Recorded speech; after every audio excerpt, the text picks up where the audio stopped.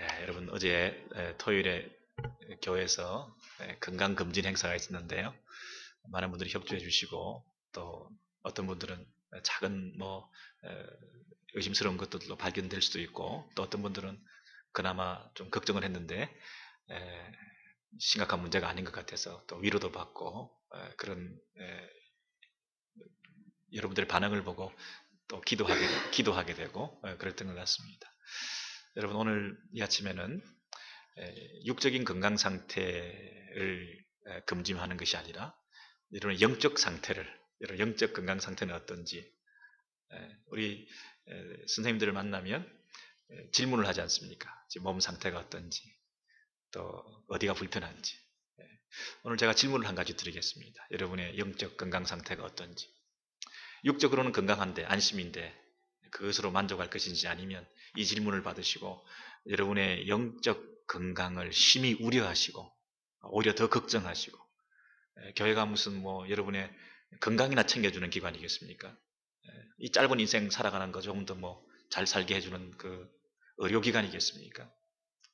오늘 여러분이 하나님과의 관계에 있어서 어떤 영적 질병을 앓고 있는가를 냉정하게 진단하고 지적하고 그 부분을 수술하고 도려내고 영적인 검진을 통해서 영적인 시술을 하는 그것이 우리 교회 아니겠습니까?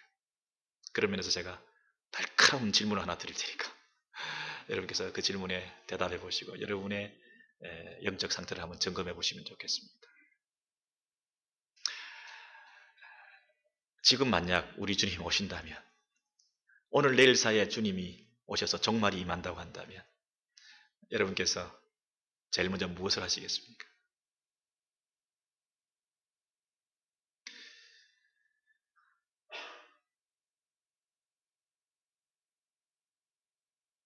그분 앞에서 여러분이 가장 먼저 해야 될 일이 뭘까? 여러분 인생을, 삶을 정리하시면서 오늘 내일 사이에 주님이 오실 때 그 종말이 이 땅에 임하게 되면 여러분이 지금 당장 무엇을 하시겠습니까? 어떤 사람은 이제 곧 주님 오실 거니까 교회로 달려와서 기도하면서 거룩한 모습으로 주님을 맞이해야 되겠다. 이런 생각을 하시는 분도 계실 것입니다. 교회로 달려와서 기도하는 모습으로 주님을 맞이해야 되겠다.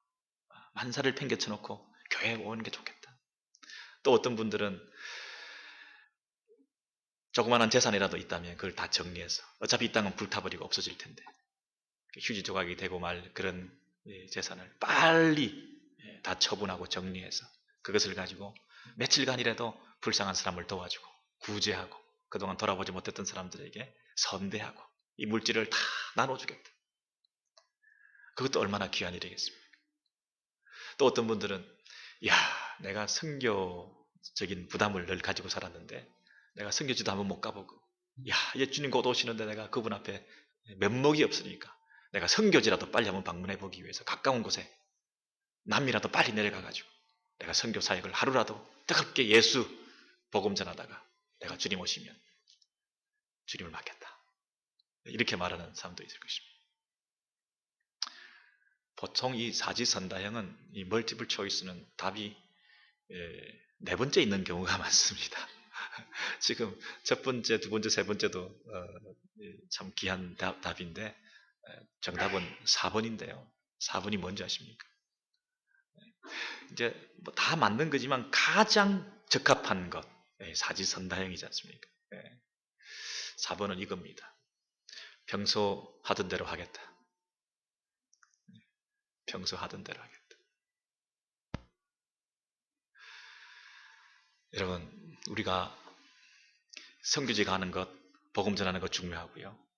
그리고 구제하는 것 중요하고 예배당 와서 기도하는 모습으로 주님 맞는 것 다 중요한데 우리 주님 정말 원하시는 게 뭘까요? 특정한 장소, 더 거룩한 곳이 있나요?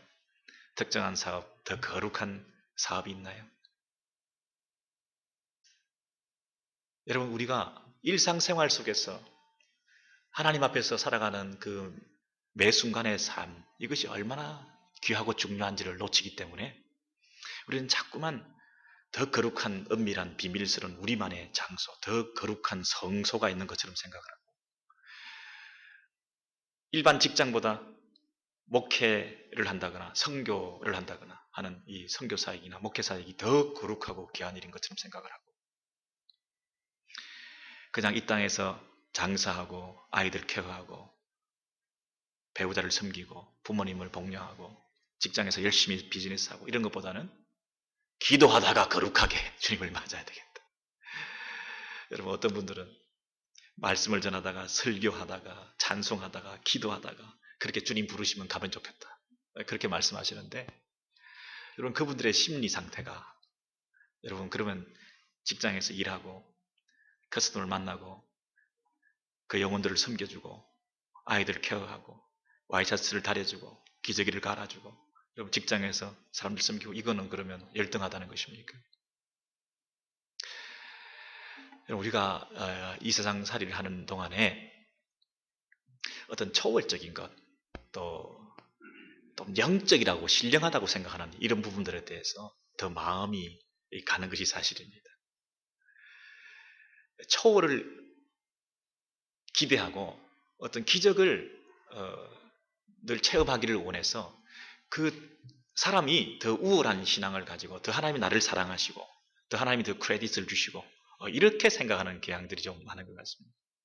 우리 예수 믿을 때도 간증을 들어보면 드라마틱한 어떤 체험이 있거나 특별히 나를 부르시는 그 하나님의 어떤 주변적인 여건이나 이렇게 하셔서 나를 불러주셨다고 하는 그 간증을 할 때 정작 내가 받은 그 구원보다도 내가 이러한 상황에서 구원받게 된 그 어떤 주변 스토리들이 더 우리를 혹하게 만드는 것 같고 그런 방법으로 그렇게 살았더니 하나님이 구원해 주셨다고 하는 내 삶이 의가 되고 조건이 되고 하는 이런 차원에서 자칫 잘못하면 이 본질이 흐려지고 지엽적인 것이 더 중요하게 생각되는 이런 경향이 가끔 있는 것 같습니다.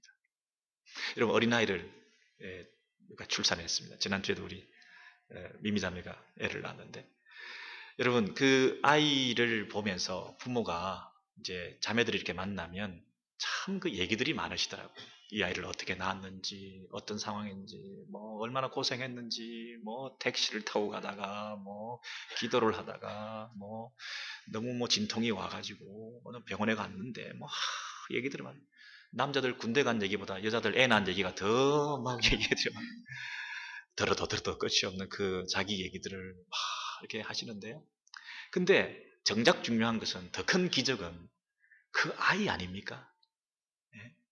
여러분이 어떻게 그 생명을 여러분의 몸을 통해서 그 아이가 태어나게 될 수 있습니까? 그 아이가 이 땅에 태어나서 탯줄을 끊고 호흡하고 생명을 유지하고 이렇게 존재한다는 그 자체, 그 아이를 들여다보기만 해도 이건 이 기적, 이 우주, 이 안에 모든 것이 다 들어있고 이 안에 모든 놀라운 것들이 형언할 수 없는 이 축복들이 그 속에 있어가지고 다른 거 뭐 얘기를 할 거리가 없는 거 아니겠습니까? 택시를 타고 왔건 무슨 지하철 타고 왔건 그게 무슨 소용이 있습니까? 이 아이 자체를 보면 그 속에 말할 수 없는 감동이 있고 기쁨이 있지 않습니까? 근데 우리는 자꾸 그런 부분에서 다른 요소들을 자꾸 기적적으로 이 아이를 낳았다. 아주 남들하고는 관계없는 나만의 어떤 방법으로 하나님께서 이 아이를 낳았다. 그런 부분들을 강조하다 보니까 이 아이 자체가 기적이고 이 아이 자체가 선물이라고 하는 것을 때로는 놓칠 때가 있습니다.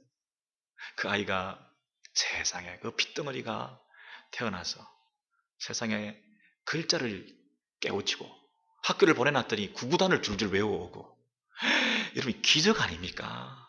이 핏덩어리가 어떻게 대화가 될 수 있습니까? 말을 배우고 말을 터득해가는 그 아이들을 보면서 이런 기적이 어디 있습니까? 그걸 보면서 그 자체가 너무나 놀라운 거죠. 그 자체가 너무나 하나님께서 주신 우리 안의 기쁨이잖아요. 우리는 아이가 그렇게 태어나서 그렇게 살아가는 그 일상의 그 삶 가운데서 너무나 많은 기적들을 하나님의 손길들을 우리가 체험하면서 하나님의 은혜를 느끼게 되는데 우리가 구원받았습니다. 이 잿덩어리들이 말이죠. 이 잿덩어리들이 우리 인간이 어떻게 죄인인데 용서받을 수가 있습니까, 여러분? 어떻게 용서를 받을 수가 있습니까? 이 사죄의 은총을 덧입는다는 것은 기적 아닙니까? 여러분 인간적으로도요. 사면받고 용서받는 게 얼마나 어렵습니까? 인간들끼리도요, 그 한마디 잘못한 거 가지고 그거 가지고 평생을 가고 그것 때문에 힘들어하는 경우가, 상처가 되는 경우가 참 많은데, 이 죄덩어리, 본질적으로 범죄하고 타락한 영원한 형벌에 들어갈 수밖에 없는 우리의 죄를 우리 하나님께서 용서해 주셨다고. 그것도 당신의 아들을 보내주셔가지고 대신 죄값을 치르시고, 예수 그리스도를 믿기만 하면 우리가 구원받고 용서받는다. 우리가 하나님의 자녀가 되었다는 사실, 여러분 이거 얼마나 놀라운 일입니까? 여러분 일평생 내가 하나님의 자녀다, 내가 하나님의 자녀다, 내가 하나님의 자녀다, 내가 하나님의 자녀다, 이 얘기만 계속 하고 살아도 그 속에 엄청난 기적이 있고 영광스러움이 있고 축복됨이 있고, 다른 얘기 할 필요가 없잖아요. 내가 이런 경우를 통해서 교통사고를 만나가지고 뭐 차가 몇 번 굴렀는데 나를 살려주셔가지고, 뭐 이런 감정보다도 내가 죄인인데 하나님의 자녀가 되었다, 이 속에 담겨있는 그 축복과 이 은혜가 얼마나 무궁무진합니까? 그 본질에 충실해야 되는데 우리는 다 그런 부수적인 것들 때문에 아주 그 기적적인 것, 초월적인 것, 일상적이지 않는 것, 이런 것들을 추구하면서 그 속에 마치 본질이 있는 것이냐 우리가 착각을 할 때가 있습니다. 주님 다시 오시면 우리가 뭘 하겠습니까? 주님 오늘 내일 오시면 나는 뭘 하겠습니까? 본질에 충실해야 되는데, 일상생활 속에서 내가 하나님의 자녀로 살아가는 그 감격, 내가 하나님의 자녀입니다. 이 땅에서 내가 하나님의 자녀로 살아갈 때 그 체험, 이 세상 사람들과는 다르게 내가 하나님의 자녀이기 때문에 하나님 자녀로 살아가는 그 삶 가운데 임하는 기적, 그 드라마가 얼마나 많습니까? 그 감정이 얼마나 많습니까? 남 모르는 눈물이 얼마나 많습니까? 다른 사람은 몰라요. 나와 하나님과 관계 속에서 매 삶 가운데 날마다 이 기적적인 삶, 하나님 앞에서 내 마음을 토해놓고 다른 사람은 몰라요. 하나님 내 마음을 아시고 내가 하나님 앞에 내 마음을 드리면서 그렇게 약속하고 함께 손잡고 동행하고 살아가는 그 삶이 얼마나 기적적인 삶인데, 거기에 초월이 있고 거기에 기적이 있고 거기에 감격이 있고 그게 눈물이 있고 그게 모든 것인데, 여러분 그 일상생활 속에서 누리는 그 감격과 은혜가 없다 보니까 다른 초월, 다른 신비한 장소, 다른 은밀한 곳, 다른 우리만의 거룩하다고 생각되는 예배당, 다른 것보다 더 나은 선교, 다른 것보다 더 나은 구제, 그 외적인 그 모습을 통해서 내가 그분 앞에서 더 바로 설 수 있고 주님 오시는 그분 앞에서 내가 더 인정받을 수 있는 삶을 마지막으로 살아갈 수 있다고. 여러분 현실을 내팽개치고 현실을 도피해서 가정을 놔두고 자녀를 놔두고 재산을 다 정리해서 높은 곳에 산에 올라가서 그분 가까이서 맞고 기도하는 거룩한 모습으로 찬양하면서 주님을 맞는 그것이 하나님 원하시는 우리 성도의 바른 영성일까요? 여러분 영적 상태 병들지 않았습니까? 주님 다시 오시면, 지금 오시면 여러분 뭐 할까? 평소 하던 그대로 일상생활 속에서 그분 앞에서 살아가는 그분과의 관계 속에서 매 루틴한 그 삶이 있다고 한다면 그걸 정리할 이유가 없죠. 가장 거룩한 장소인데 그곳이, 여러분이 가는 곳이 가장 거룩한 성소인데, 여러분이 만나는 그분을 주님처럼 대하고 내가 살고 있는데 주님처럼 대하는 그 삶을 왜 버리고 죽게 하듯이 할 그 대상이 있는데 왜 딴 데를 가냐고요. 여러분의 거룩한 성도의 삶, 종말론적인 삶에 여러분의 현재 영적 상태가 어떤지 한번 점검해 보시기 바랍니다.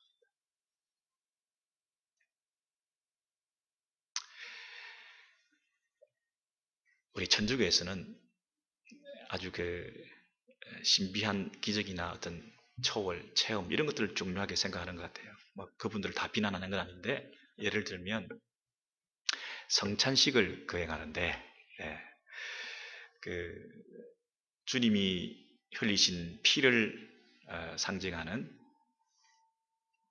잔을, 포도주를 우리가 받습니다. 그리고 주님 지키신 살을 몸을 상징하는 그 떡을 먹습니다. 근데 우리는 그것을 기념한다 그럽니다. 이 떡과 이 피가 주님의 살과 주님의 흘리신 보혈이라고 하는 것을 상징하는 것으로 받아들이고, 또 그 주님의 죽으심을 우리가 기념하는 것으로 성찬 예식을 거행합니다. 근데 이제 화채슬이라고 그래서 우리 그쪽 분들은 뭐라고 하느냐면, 그것을 먹는 순간 이게 주님의 몸으로 화하고 바뀌고 그것을 마시는 순간 그것이 주님의 피로 바뀐다. 이렇게 얘기를 해요. 예, 화채설이라. 여러분, 그래서 그것이 초월, 평상시에는 없는 어떤 신비한 기적적인 일이 내 안에 일어남으로써 나에게 더 영적인 임팩을 주고 그것이 여러분의 삶에 더 큰 영향을 끼칠 수가 있다. 이런 초월을 맛보게 하는. 그래서 여러분이 그 초월을 통해서 여러분 일상에 영향을 끼치게 되는 그런 식의 교리라고 말할 수 있는데, 여러분 과연 그런가요? 세례를 받을 때 여러분 예수님께서 세례하셨던 그 요단강물 요단강물을 떠와서 세례를 베풀어야 그 세례가 효과가 있나요? 이건 상징이고 기념이지 않습니까? 주님의 죽으심의 의미를 잘 새기고 내가 죄인임을 알고 주님께서 나를 위해서 대신 죽으셔서 내가 그 주님의 핏값으로 내가 주님의 자녀가 되었고 죄 용서받았다고 하는 그 사실을 잘 기억하고 그것을 새기고 그것을 통해서 우리의 삶 가운데 주님을 의지하고 살아가는 삶이 중요하지, 그 한 번 그 장소에서 그것이 일어나고 그것이 체험을 하고 기적이 일어나고 그것이 바뀌었다는 것이 우리를 영원히 살게 해주고 또 우리의 거룩한 삶을 일상생활 가운데 살아가게 하는 것이 아니거든요. 그런 면에서 우리 기독교인들이 추구하고 일상생활 가운데서 주님 오시는 그날까지 매 순간 어떻게 살아야 되는지에 대해서 가장 거룩한 것이 뭔가, 가장 주님 원하시는 삶이 뭔가에 대해서 여러분 점검을 해보셔야 돼요. 근데 그 말씀에 가장 기초가 될 수 있는 말씀이 오늘 본문의 말씀이 있어요. 그 근거가 될 수 있는 말씀이 오늘 잠언 13장 11절에 이렇게 말을 하고 있습니다. 우리가 놓치기 쉬운 부분인데 여러분 잘 보시면 좋겠습니다. 여러분 같이 한번 여러분 큰 소리로 읽으시겠습니다. 시작. 또한 너희가 이 시기를 알거니와 자다가 깰 때가 벌써 되었으니 이는 이제 우리의 구원이 처음 믿을 때보다 가까웠습니다. 여러분 잘 보시기 바랍니다. 또한 너희가 이 시기를 알거니와 자다가 깰 때가 벌써 되었으니 이제 우리의 구원이 처음 믿을 때보다 가까웠다. 여러분 우리의 구원이 처음 믿을 때보다 가까웠다라고 할 때 이 처음 믿어서 구원받는 확신을 가지는 믿음으로 구원받았다 하는 그 구원과 그리고 그 구원받은 이후에 처음 믿어서 구원받을 때보다 더 가까웠다. 앞으로 임하게 되는 우리의 구원이 있다는 거죠. 이해되시죠? 예. 우리의 구원이 예수 믿어서 구원받았습니다 하는 그 구원 말고 완성된 구원이 이제 하루하루 더 가까워지고 있다. 이렇게 말합니다. 그래서 지금 이 시기는 어떤 시기냐? 너희가 이 시기를 알거니와 그랬죠? 이 시기는 뭐냐 하면 이미 예수 그리스도의 초림으로 이 땅에 오셔서 십자가에 죽으시고 부활하셔서 우리를 구원하신 그 사건으로 말미암아 그분이 이 땅에 하나님 나라가 그분이 오심으로 이루어졌죠. 천국이 이 땅에 왔죠. 그래서 이미 그분이 오심으로 종말이 시작되었다. 그리고 그분이 다시 오셔서 그 종말이 완성될 것이다. 이 초림과 재림 사이에 이 시기의 의미를 아느냐 하는 것입니다. 여러분 예수님이 다시 오실 것을 우리가 기다리고 있습니다. 근데 예수님이 다시 오시면 종말이 시작됩니까? 종말이 완성됩니까? 예수님 다시 오시면 재림하시면 종말이 시작됩니까? 종말이 완성됩니까? 종말이 완성됩니다. 네. 종말은 이미 시작되었습니다. 그래서 지금과 주님 다시 오는 그 사이를 살아가는 것은 우리가 종말론적으로 산다 이렇게 말하는 겁니다. 여러분 지금 이 현 세대와 앞으로 오는 세대 이것이 중첩이 되어 있습니다. 지금 현 세대와 앞으로 올 세대가 현 세대가 끝나고 나서 그 다음에 바로 이어서 다시 오는 세대 미래가 열리게 되는 것이 아니라 이 다시 오는 그 세대가 지금 현 세대와 이렇게 오버랩되어 있습니다. 이미 그분이 오심으로 미래가 들어왔습니다. 그분이 오심으로 하나님 나라가 시작되었습니다. 이미 그분이 오심으로 종말은 시작되었습니다. 종말은 나중에 피안의 세계, 유토피아가 나중에 뭔가 새로 임하게 되는 나중의 일이 아니라 이미 우리에게 임한 사건이라는 것입니다. 이 시기의 의미를 아느냐? 그것이 신자, 성도, 하나님 나라의 백성이 이 땅에서 때에 대한 관점을 바로 가져야 된다. 그리스도인의 시간관, 그리스도인의 역사관, 이라고 할 때 그거를 가지고 있는 사람이 신자라는 것입니다. 너희가 이 시기를 알거니와. 여러분, 예수님이 다시 오시면 종말이 시작되는 게 아니고 종말이 완성되는 것이다. 그리고 예수님이 이 땅에 오심으로 종말은 시작되었다. 우리는 지금 이미 종말을 살고 있다. 종말론적인 신앙을 가진 사람들이다. 언제 주님이 다시 오시더라도 나는 그분 앞에서 하루하루를 사는 매 순간의 삶이 귀한 것이다. 여러분, 시한부 종말론자가 몇 월 며칠 몇 시에 몇 년도에 주님 오십니다. 그래서 그 시한부 종말론자가 그 주님 오실 그날을 기다리면서 그날을 못 박아놓고 막 열심을 부리고 신앙생활하고 하는 그것이 더 여러분 시급한 모습으로 보입니까? 아니면 이미 종말은 왔다. 이미 주님께서 언제 나를 부르시더라도 내가 그분 앞에서 항상 그분 앞에서 종말론적으로 살아가는 우리야말로 어떤 면에서는 더 철저한 시한부 종말론자들이죠. 시간이 정해져 있다. 야, 그 시간이 아직 남아있네요. 남아있네요. 여유가 있네요. 그분들은. 그때까지.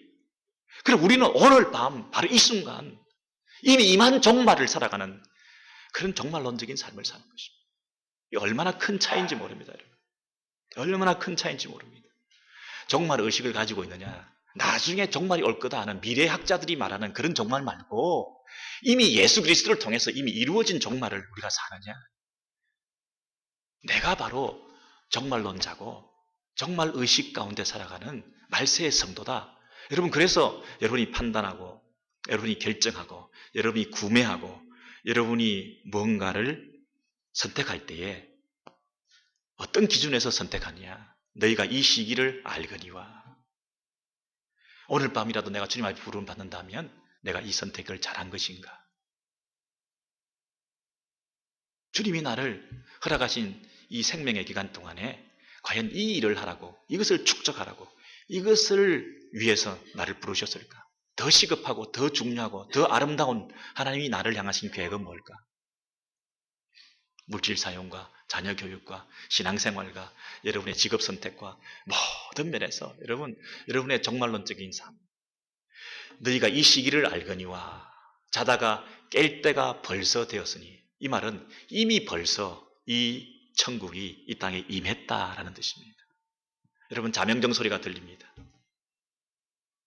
우리 자녀들이 새벽에 일어난다고 자명정을 울려놨는데, 맞춰놨는데 따라라랑 거리고 있는데 안 일어나고 계속 자명정 소리가 돌아가면, 여러분, 군대에서 기상 나팔 소리가 나팔이 울렸는데 안 일어나고 미적대고 있으면 여러분, 그게 얼마나 그 소리가 힘듭니까? 이미 천국은 임했는데, 종말은 시작됐는데 종말이 나중에 올 것처럼 그때 마지막에 또 다른 종말이 우리 인생 가운데 기회를 또 줄 것처럼 그렇게 생각하면서 시간을 지체하고 있는, 여러분, 그런 성도의 삶을 살아가는 게 바른 신자의 종말관이 아니라는 것입니다. 자다가 깰 때가 이미 벌써 이미 자명정신을 울리고 있는데 계속 미련되고 있는 그 아이처럼 여러분 지금 계속 미련되면서 세상 가운데서 살아가고 있는 천국 백성으로 분명한 선을 걷지 않고 있는 그 모습이 오늘 바로 이 말씀 가운데 하는 것입니다. 그런데 영어 번역을 보시면요, and do this 이라는 말이 들어있는데 우리 한글 번역에는 이 부분이 빠져 있습니다. 굉장히 치명적인 문제는 아니기 때문에 번역이 잘못된 건 아니지만 우리가 이것을 늘 대조하면서 생각하면서 해야 될 것은 뭐냐면, 또한 너희가 이 시기를 알거니와, 이 시간에 대해서 얘기합니다. 너희들이 살고 있는 이 세대가 어떤 세대냐, 이것이 종말이다. 초림과 재림 사이에 살아가는 종말론적인 삶을 성도들은 살아야 된다. 이것이 어디와 연관되느냐면 이것을 행하라 하는 것과 관련되어 있습니다. 이것을 행하라. 그리고 지금은 이 시기다. 지금 이때에 이것을 행하라. 이것을 행하는데 여러분 분사형으로 되어 있지 않습니까? 이 현재의 상황과 이 현재의 시간의 의미를 잘 이해하는 것을 바탕으로 해서 이것을 행하라 그랬잖아요. 이게 지금이 어떤 시기인가를 잘 알면 이것을 행하는 데 있어서 도움이 된다는 거죠. 이것을 무작정 행해가라고 말하지 않고 이 일을 행하는 것에 이 시기를 알므로써 이 행함이 촉진되고 장려되고 더 진작될 수 있다고 얘기하는 거잖아요. 이것을 행함에 있어서 굉장히 이 시기를 아는 것이 중요하다. 이 시기를 모르는 것과 그냥 막연히 행하는 것은 다르다. 종말과 이 종말이라고 하는 것과 이 윤리라고 하는 것을 연결시키고 있잖아요. 이 땅의 성도의 책임, 이 땅의 성도의 삶의 바른 태도, 행함, 이런 것이 이 시대적인 상황, 이 시대의 의미를 알므로써 그 행위가, 그 삶이, 그 윤리가, 그 책임이 더 강화될 수 있다고 말하잖아요. 이게 종말을 사는 성도, 신자들의 바른 자세라는 것입니다. 종말이 오면, 주님 오시면 우리는 윤리를 실종시키기 쉽습니다. 종말과 윤리가 같이 가지 않습니다. 어떤 사람들은 종말이 왔는데, 끝이 왔는데, 마지막인데 윤리는 온데간데 없습니다. 책임을 방기합니다.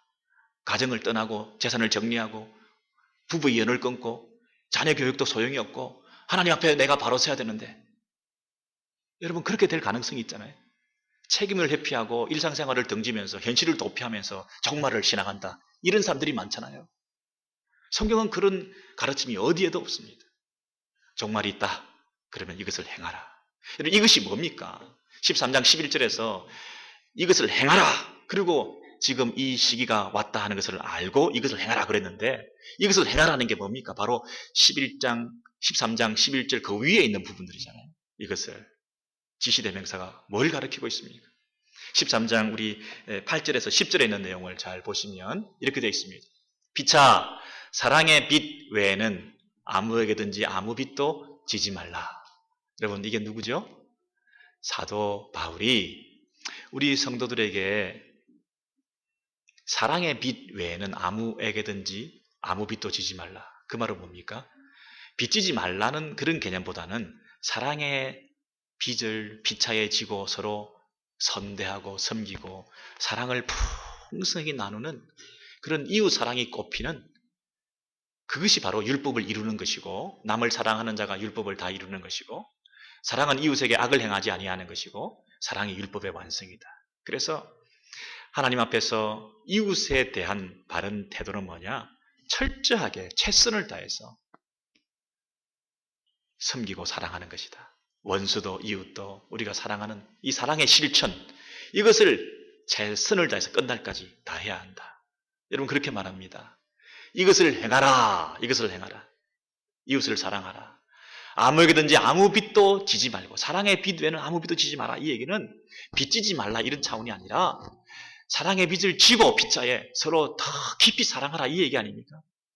그런데 이 빚이라고 하는 단어를 연결고리로 해서 그 위에 있는 부분에 13장 1절부터 7절까지는 어떤 내용이 나옵니까? 권세들에게 굴복하라. 권세는 하나님께로 나지 않음이 없나니 그는 하나님의 사자가 되어, 여러분 권세자들, 정치인들, 이분들이 하나님의 사자가 되어서 선을 이루는 자다. 악을 행하는 자에게 보응하는 역할을 한다.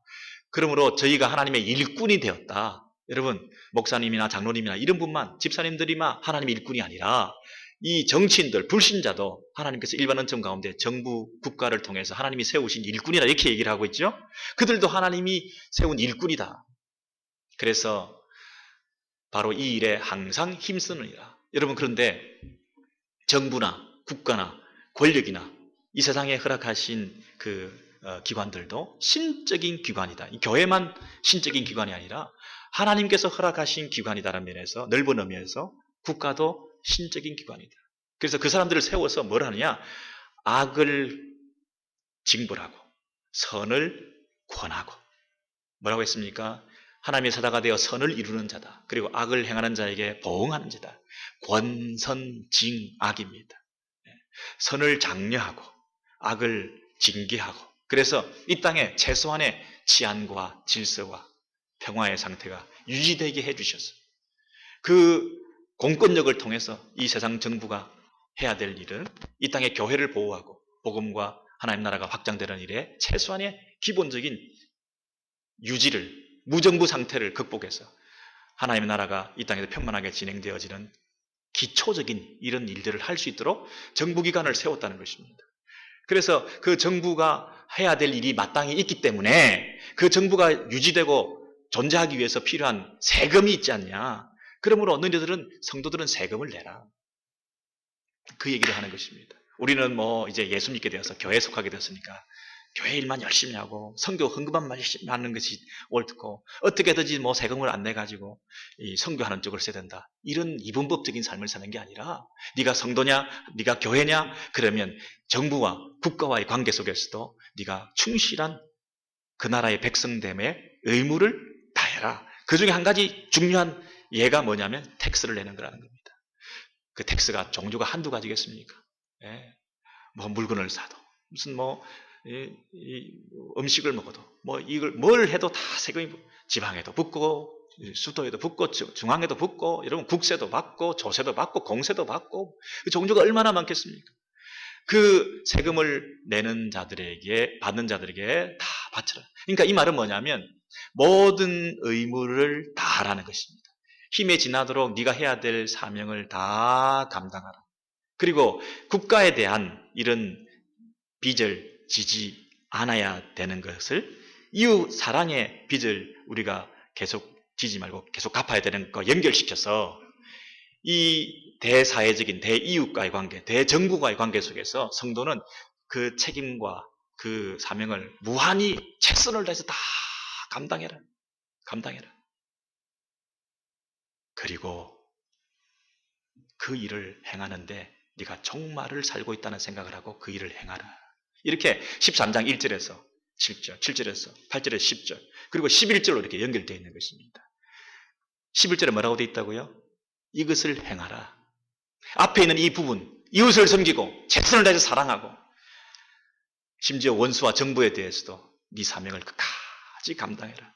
왜? 이 시기가 종말이다. 주님 다시 오신다. 우리가 살고 있는 이 땅에서 종말의 의미를 알고 주님 지금 오신다고 한다면 그분 앞에서 네가 해야 되는 일상의 삶 가운데서 네가 최선을 다해야 될 일들이 뭐냐? 여러분, 어떤 일이 지금 막 닥친다 그러면 우리는 어찌하든지 마지막까지 다 채워먹고 다 가스 쓰고 어디 한국 갈 일이 있으면 이제 정리할 미국 일이 있으면 여러분 뭐 그동안 돈 안 대도 되는 거 끝까지 안 대고 버티다가 그냥 옮겨버리고 여러분 우리의 이 삶의 모습이 성도라고 하면서도 끝까지 책임을 다하고 일상생활 가운데서 주님 오시는 그분 앞에서 우리의 삶의 의무들을 국가를 향하여 정부를 향하여 이웃을 향하여 우리의 남편과 아내의 자리를 지키고 자녀의 자리를 지키고 부모의 자리를 지키면서 성도의 자리를 지키면서 봉사의 자리를 지키면서 그 매 순간순간 하나님 앞에서 양심의 거리낌 없이 하나님의 법을 지키면서 최선을 다하는 거예요. 이 세상의 법을 지키는 정도가 아니라 우리는 하나님 나라의 백성으로 천국 시민의 그 윤리의 잣대에 맞춰서 그분 앞에서 심판받고 판단받을 걸 생각하면서 사람들은 속일 수 있지만 정부는 속일 수 있지만 세상은 속일 수 있지만 배우자와 이웃은 속일 수 있지만 하나님 앞에서는 내가 판단받을 그날을 생각하고 종말론적인 삶을 살고 그분이 오실 텐데 그분이 그분의 기준대로 판단하실 텐데 이 땅에서 우리가 해야 될 그 사명들을 잘 감당해내는 그것이 종말을 사는 성도다. 여러분 쉽지 않은 얘기입니다. 하나님께서 우리 성도들에게 이렇게 말을 하는 것입니다. 어떤 사람들은 질문이 있겠죠. 뭐 독재자들한테도 불복을 해야 됩니까? 뭐 권세가들이 잘못 행하는데 어떻게 그것에 대해서 우리가 맹목적으로 순종할 수 있습니까? 그건 다른 얘기예요. 다른 얘기. 그건 일반적인 얘기. 이 권세라고 하는 것은 하늘로부터 왔습니다. 그래서 위임받은 권세다 이런 말을 하죠. 위임받은 권세. 위임받은 권세이기 때문에 어떤 사람이 그 권세를 행하면 그 사람이 가진 그 권세가 하나님으로부터 왔다는 것을 믿고 그 권세가 하나님으로부터 왔기 때문에 그 사람에 대해서 존경하는 것입니다. 그 사람의 통치를 하나님의 통치로 받아들이는 것입니다. 그 사람의 말을 하나님의 말로 받는 것입니다.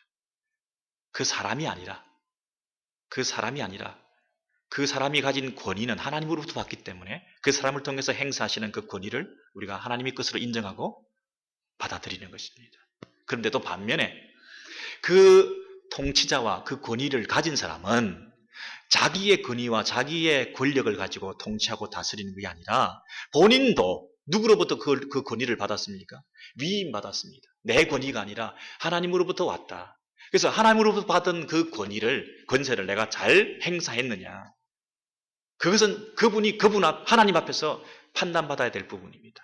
그리고 시민 불복종 운동 같은 것을 통해서 그 권위를 행사하지 못하고 자기 권력을 강화하고 악을 징벌하고 선을 장려하는 이런 차원에서 국가와 그 단체와 정부를 운영하지 못하게 될 때 그 권위를 남용한 것에 대해서 지적해 줄 수 있는, 불복종할 수 있는 그런 가능성을 남겨두고 있기는 하지만 위임받은 권세를 잘못 사용하는 자들에 대해서 그것을 지적할 수 있는 가능성이 우리에게 있긴 하지만 그러나 우리는 항상 어떤 자세냐?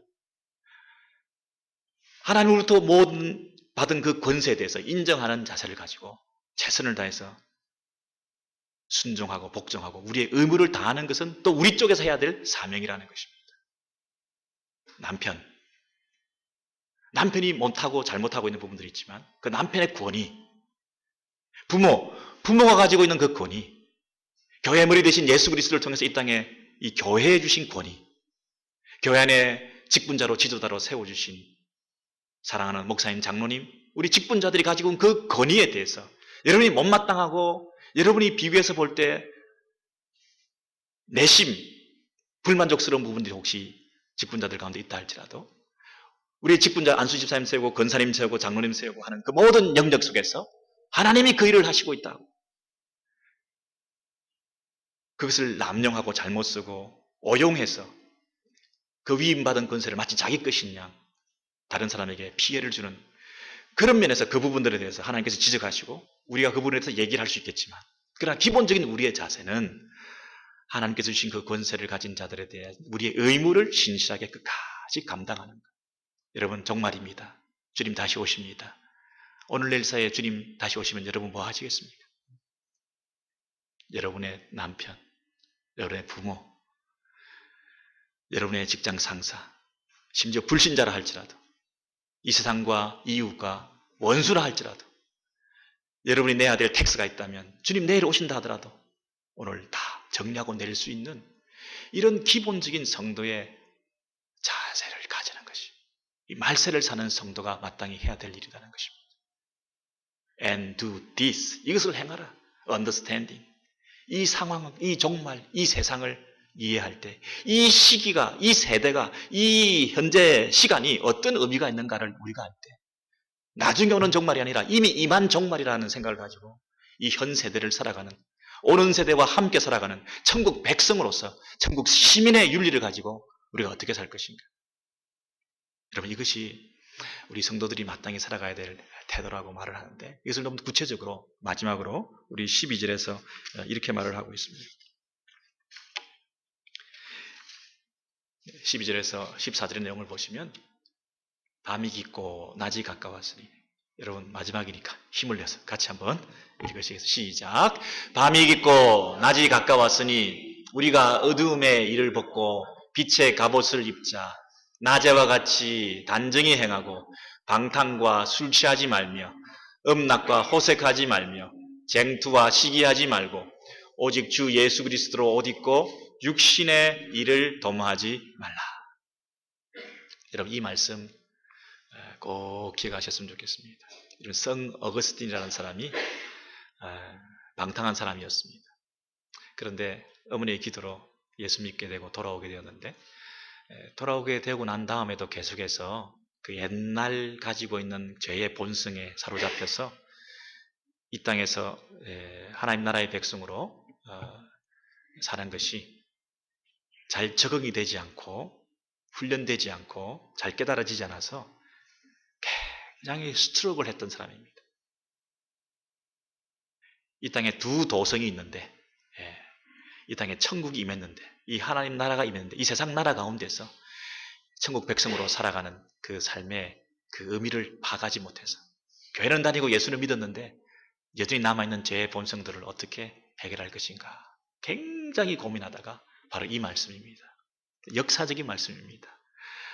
어거스틴이 회심하고 바뀌어짐을 통해서 이 세상 역사가 달라졌다고 말할 수 있는데 여러분 오늘 이 말씀 잘 여러분의 마음에 새기셔서 여러분의 인생 가운데도 큰 전환점이 되시기를 바랍니다. 깨달아지시기 바랍니다. 결단하시기 바랍니다. 이 말씀에 보면요 밤과 낮으로 이렇게 묘사하고 있습니다. 여러분 밤에 여러분 하시는 일이 낮에 하시는 일과 그 태도나 또 겉모양에 있어서 좀 다를 수가 있죠. 낮에 뭐 데이타임에 사람들을 만나고 또 어디 장소에 가고 뭐 약속을 하고 그렇게 살아가는, 그래서 낮에 입는 옷과 밤에 입는 옷이 다를 수가 있습니다. 꾸미는 것도 다를 수가 있고 치장하는 것도 다를 수가 있고, 또 밤에는 은근히 남이 안 보기 때문에 좀 적당히 대충 또 은밀한 이런 일들이 일어날 수 있는 것이 밤이라고 한다면, 낮에는 모든 사람이 보는 앞에서 자기가 단정하게 해야 될 그런 면이 있거든요. 그것을 천국과 또 이 세상의 삶을 대조해서 보면서 이런 표현을 쓰고 있습니다. 밤이 깊고 낮이 가까웠으니, 그 말은 지금 이 밤에 낮이 중첩되었다는 것입니다. 빛과 어두움은 여러분 그저 윤리적으로 물질적으로 빛과 어두움이 공존할 수 없잖아요. 빛과 어둠이 공존할 수 없는 것은 물질적인 세계뿐 아니라 영적인 세계도 공존할 수 없다는 거예요. 여러분의 영적인 삶 가운데서 빛이 이렇게 몰려오게 되면 어둠은 자연히 물러가게 되어 있습니다. 그래서 빛의 사람으로서 낮에 행하는 것과 같이 살면 그 어둠의 일을 벗어버릴 수밖에 없다. 여러분, 낮에 지금 낮이다라고 살아가는 그 삶, 그것을 지금 밤인 것처럼 보이는 이 세상 가운데서도 살아드려야 되는 것이 우리 성도다, 이렇게 얘기하는 거예요. 이 세상 가운데서도 천국 백성으로 살아야 된다는 거예요. 이 세상 어두운 세상 가운데서도 여러분은 바보처럼 천국 백성으로 낮에 행하는 것처럼 그렇게 살아야 된다는 거예요. 다 어두운 가운데서 대충 사는데 여러분은 바보처럼 다 사람들이 보고 있는 것처럼 그렇게 단정하게 살아야 된다는 거예요. 이것이 천국 백성의 모습인데, 빛의 갑옷을 입자 그랬어요. 그리고 낮에와 같이, 이것이 뭐냐면 여러분 그 어원을 보면 원어에는 가정법으로 쓰였어요. 가정법. 가정법이 뭡니까? 지금은 아닌데 뭐뭐인 것처럼 하는 거잖아요. 지금 밤인데 이게 낮인 것처럼 생각하고, 이 지금 세상인데 이것이 천국인 것처럼 생각하고, 이건 세상 사람들 앞에서 사는 것인데 하나님 앞에서 사는 것처럼 살아요. 지금은 아직 주님 오시지 않았는데 주님 오신 것처럼 오늘 밤 나와 함께 지금도 주님 앞에서 살아요. 이것이 낮에와 같이라는 뜻이에요. 낮인 것처럼 여러분 살아가야 될 우리의 삶의 자세를 세 가지로 정의 내리고 있어요. 첫째는 방탕과 술 취하지 말고, 두 번째는 음란과 호색하지 말고, 세 번째는 쟁투와 시기하지 말고 오직 예수 그리스도로 옷 입어. 예수 그리스도. 여러분, 방탕과 술, 이것은 무감각한 상태, 영적 무감각한 상태입니다. 술 취하고 술의 지배를 받고 무디어져서 내가 아니고 다른 데 지배를 받고 끌려가고 있는 영적 무딘 무감각한 상태. 방탕과 술 취하지 말고, 음란과 호색하지 말고, 쾌락을 추구하고 이 땅에서 만족을 추구하고 살아가는 그 삶을. 쟁투와 시기는 뭐냐면 관계적인 차원에서, 관계, 사람들과 관계 속에서 서로 아집을 부리고 고집을 부리고 다투고 자존심을 세우고 끊임없이 자기 중심적으로 말하고, 이 관계에 있어서 여러분 다툼이 있는 거예요. 어떤 사람이 이렇게 말했죠. 크랩으로 잡는 바구니가 있는데 개 바구니는 뚜껑이 없다고 그러잖아요. 그래서 이 개를 바구니 안에 몇 마리만 넣어 놓으면 한 놈이 올라가다가 다 올라갔는데 밑에서 툭 쳐가지고 또 툭 떨어지고 툭 떨어지고, 이런 바구니가 필요 없는 세상이, 개 바구니가 필요 없는 세상이 현세다라. 서로 물고 떨어지고 계속해서 공격하고 경쟁하고, 이 교회 안에서도 그런 쟁투와 시기, 진정한 형제 사랑이 없이 서로 원망하고 불평하는 이런 삶을 살아가는, 이런 식으로 살지 말고 오직 예수 그리스도로 옷 입고. 세 가지입니다. 술, 그리고 성, 그리고 관계 면에서 여러분이 하나님 나라의 백성으로 이 땅에서 그리스도로 옷 입었을 때 여러분의 삶이 어떻게 바뀌어져야 되겠습니까? 어떻게 변화받아야 되겠습니까? 어두울 때는 성, 술, 관계. 그러나 낮에는 성, 술, 사람들과의 관계. 어떻게 해야 되겠습니까? 어둠에 여러분의 몸을 은근히 숨기면서 여러분이 좋아하고 즐거운 대로 살지 말고 오직 낮에와 같이 주님 앞에서 우리의 삶을 살아가는, 그리스도로 옷 입고 육신의 일을 도모하지 않고 이것이 천국 백성으로 이 땅에서 정말론적인 삶을 살아가는, 오늘 하나님 앞에서 내가 살아가는 신자의 바른 자세라고 말을 하는 것입니다. 어떤 학자가 이렇게 말했습니다. 요즘 그리스도인들은 신나체족들이다, 이렇게 말합니다. 그게 무슨 말입니까? 여러분, 나체주의자들이 가끔 보면 자기들만이 가지고 있는 그 은밀한 프라이빗한 뭐 해변도 있고 무슨 장소도 있고 쾌락을 즐기고 자기들끼리 옷을 벗고 뭐 자연주의자가 돼가지고 막 그렇게 산다고 하는데, 은근히 우리가 보면 좀 눈살을 찌푸리기도 하고 뭔가 좀 이상하기도 하고 좀 도태된 자기들만의 어떤 이상한 그런 느낌을 가진, 뭔가 이 세상에서 뭔가는 조금 특이한 그런 존재들 아닙니까? 나체족들이, 그죠? 아닌가요? 굉장히 좋아하시는 것 같은데. 그리스도인들이 신나체주의자이더라, 나체족들이다, 이렇게 얘기하는 이유가 뭐겠습니까? 그리스도인들이 입어야 될 마땅한 옷을 안 입고 있다는 거죠. 그리스도로 옷 입고, 그리스도로 옷 입고. 옷이라고 하는 것은 자기의 정체성을 드러내는 것입니다. 무슨 옷을 입었냐에 따라서 그 사람의 신분과 소속을 말하는 것입니다.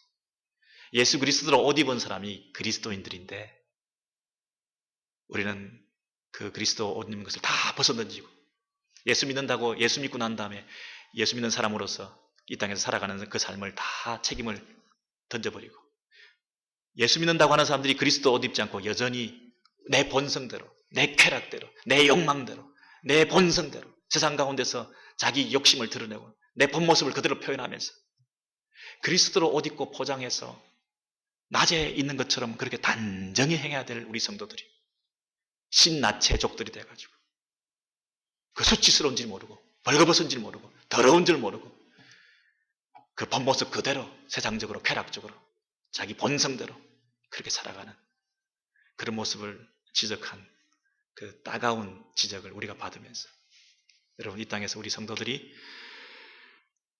어떻게 살아야 될지 이 말세에 여러분 깨어있는 성도들이 되시고, 종말과 윤리가 분리되는 것이 아니라 오히려 종말이라고 하는 인식을 분명히 할 때 이 윤리가 강화되어서 여러분이 거룩한 삶을 새롭게 출발하시고, 우리 오렌지힐 교회 공동체가 정말 종말을 대망하면서 종말을 살면서 거룩한 윤리의 공동체가 되어서 예수 그리스도 옷 입은 성결하고 거룩한 신부의 아름다운 단장을 하고 주님 오실 때를 기다리는 참 공동체, 아름다운 믿음의 공동체 되기를 주의 이름으로 소원합니다.